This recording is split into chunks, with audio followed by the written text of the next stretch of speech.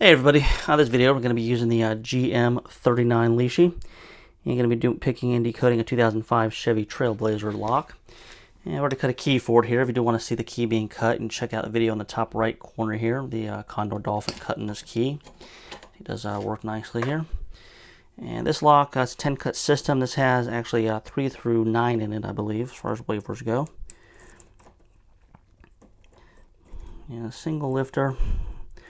Lishi's not too tough to normally use either. It usually picks well. Sometimes reading can be a little bit goofy with it, but it does pick fairly easy.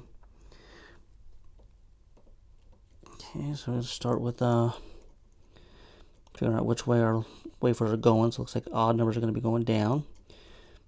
So 3 springy, so we'll go to 4, binding. Okay, 5 is actually binding. 6 springy, click on 7, 8, and we're actually open. So see, fairly simple to pick here. And we'll go ahead and decode it.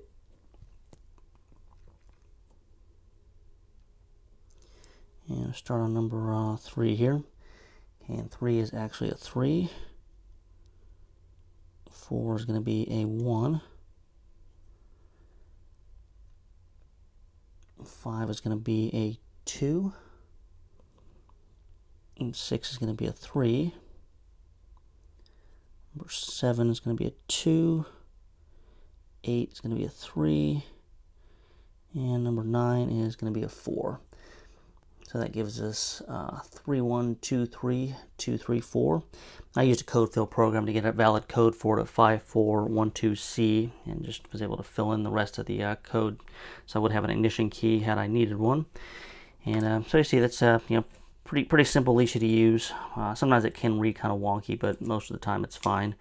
If you have any questions or comments about it, leave them in the comments, and you'll see close floating on the screen in most of my videos here. There's a link to my Lishi playlist. Check out any of the Lishi videos.